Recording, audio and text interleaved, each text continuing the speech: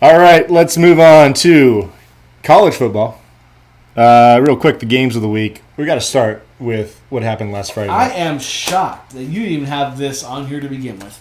You know, it's just been so long. It felt like we talked about it on the last episode. It kind of did feel like we I did. psyched myself out. I'm like, wait, did we already talk about this? As I was walking, I looked at the hat sitting on the table. I was like, wait a minute.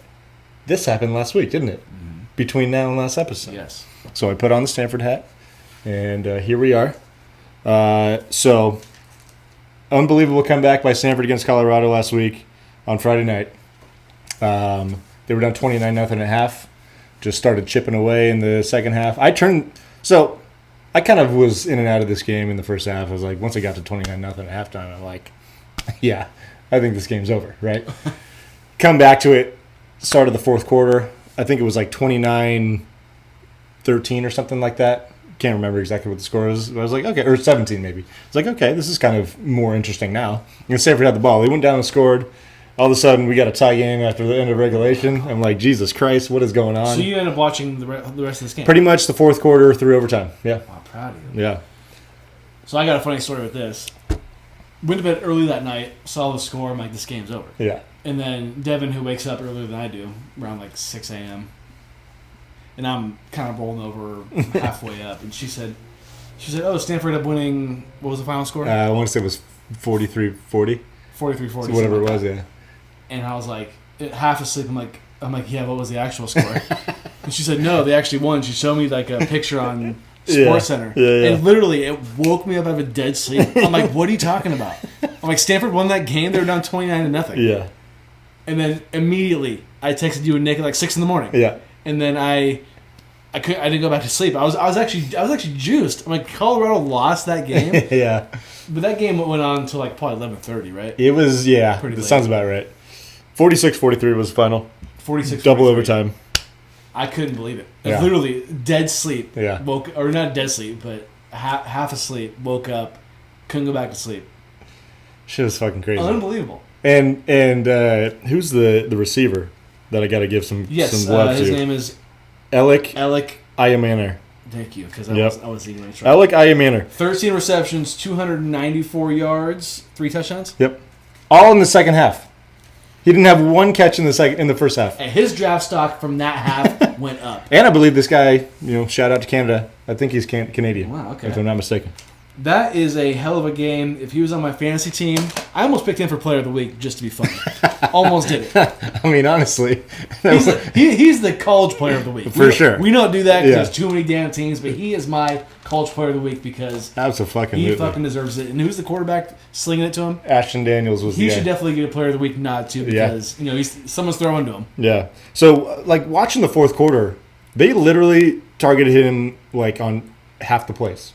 They're like, he kept beating his man. It was pretty much just, slant and go. And he was up against He was going against the number one corner most of the time. Yeah. He was going against Travis Hunter some of the time. Oh, and, okay. and then their other top corner as well. Gotcha. But yeah, he was just he was making tough catches, making guys miss. Pretty impressive stuff. Fun. I mean, that's probably the only fun Stanford's going to have all season. So I'll take it when I can get it. And this hat's going to go back in the closet for the rest of the season. It's just it's funny that Stanford loses to Sac State, but it looked like they were going to lose to Colorado pretty bad, but they ended up winning. Yep. So you don't have to get into it, but I mean, what could you make of the Stanford season so far? I make zero of it. I mean, it's cool that we could pull off a win like this. I think hopefully it gives new head coach Troy Taylor a little momentum. But I mean, I think it's just when you get a new coach, you have to look at like a 3-year window because you got to give him some time to recruit his own guys, get guys into his system. It's just a kind of a weird. That's just the way college football works, So this is, in reality, a throwaway year, but I think this is a kind of a cool thing that happened, and not gonna just sweep it under the bed. No, it was a fun win. Game of the week for a national audience, not just us.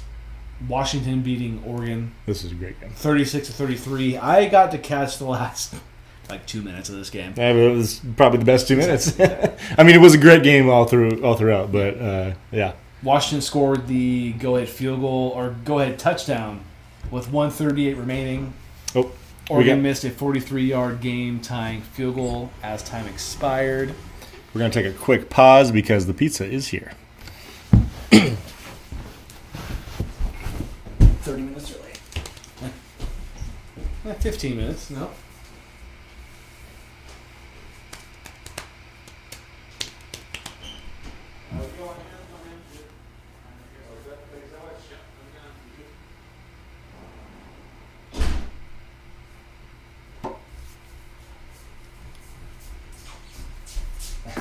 Where's it from? Ooh. They probably were like, we're not delivering this late. Because I asked for 8 o'clock. Yeah. All right.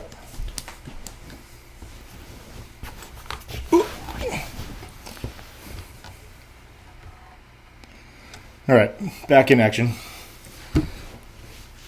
Yeah, Oregon missed a 43-yard game-tying field goal as time expired, and as an Oregon hater, I can't help but love it. You know what's kind of, I guess, ironic might be the best word about Oregon losing on a missed field goal is that I feel like they've never invested in field goal kickers as long as they've been good early in our lifetime. The kicking game has always been the worst part of their team Because they bank on just always scoring touchdowns. and they love to just be cocky and go for 2 for no fucking reason. I mean, I get, like, if you have the ability to score more often on 2-point conversions, I get it. But the kicking game comes into play in big games, and it let them down once again. And you were watching this game more than I was, obviously, and Michael Penix, you said that he's a good thrower of the football. Generally speaking, yes. Well, I thought you said that he could.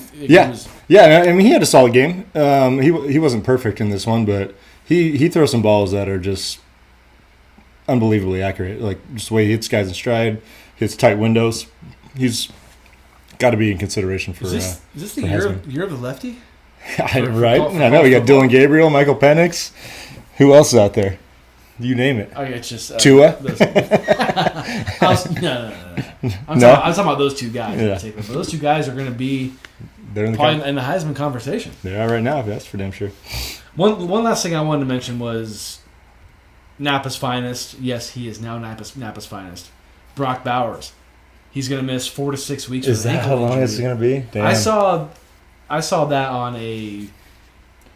It wasn't any kind of Sports Center Bleacher Report type deal, but it was like a, Georgia Bulldogs kind of. I'm not going to say fan account, but an account, Right.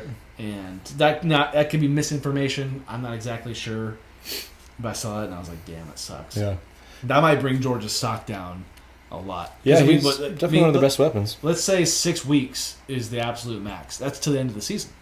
Yeah, that'll be the end of the regular season, maybe even the conference championship, assuming they would be there. And you got to think he's probably one of the best players, if not on offense, on the entire team. Yeah, definitely up there.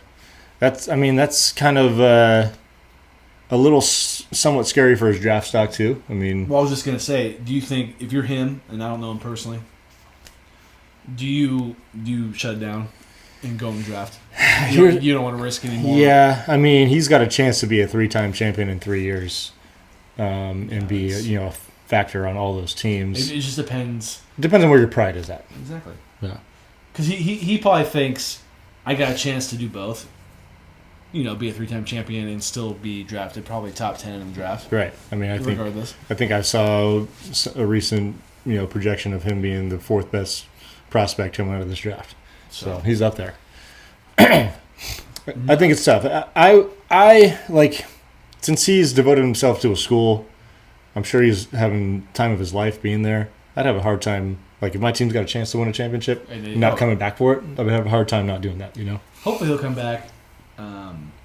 Just wish him quick recovery. You could tell. I saw the replay of him being on the field after his injury, and he started punching the. Yeah, he turf, was punching the definitely grass. upset. You can tell something was off. Right. And speedy recovery. I don't love teams winning a bunch of championships in a row, but I've learned to root for them. It'd be cool especially since it's a guy from our hometown has a chance to do something that not many people can say they've done. Exactly. So I definitely root for that. speedy recovery. Get back soon. Yes, sir. All right, picks. Are you ready for picks? I don't know how I did in college. This Yeah, let's recap. Because I never. I think You you. did. I think you did good actually. I? Yeah, week 7 recap. You won 2 out of your 3 games. Oh, okay.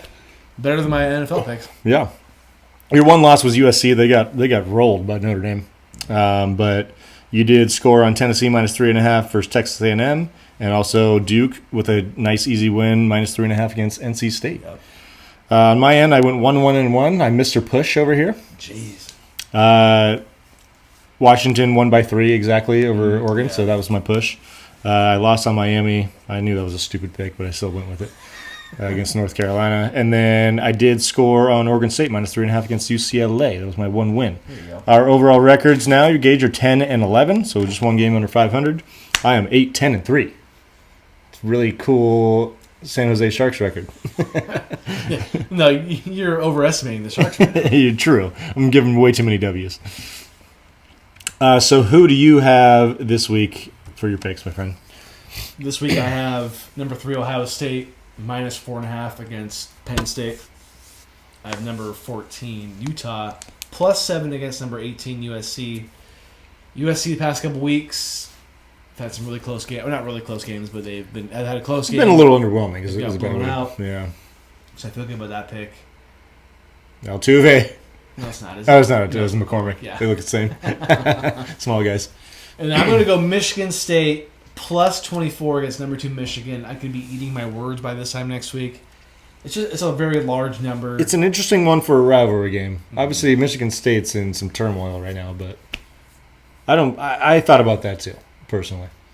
Obviously, These were tough picks this week. some weird numbers. Weird numbers. No question about it. Tough picks. Don't like it. You already said Ohio State versus Penn State? Yes. Yeah. That should be a fun one. That's probably the most interesting game you picked on paper. I personally am taking Duke +14.5 at number 4 Florida State. I think Florida State's really good, but I don't think going against a good team like Duke, I think it's going to be a tight one. So I like Duke +14.5. Oregon, on the other hand, they are facing Washington State at home. They're -20. I like a big bounce back. I know Dan Lanning is probably going to have the boys fired up for a big game. So -20, I know it's a huge number, but I like that, especially Oregon being at home. And then my last pick is going to be Alabama. Number 11, Alabama, -9 at home versus number 17, Tennessee. Tennessee has let me down on multiple occasions this season, so I'm off that train. I would have picked 2 of those. I would have picked Florida State -14.5. It's just like the thing is, I could see them winning by 2 touchdowns, and that wouldn't get the cover, which is kind of where my brain was at. That's a good point. And I mean, we saw Duke give Notre Dame a run. They beat Clemson already this year. Clemson played Florida State tough this season, so I'm kind of rolling with that. Yeah. Rolling with the information that's at hand. There you go. And the picks are in. That is college football. Bingo.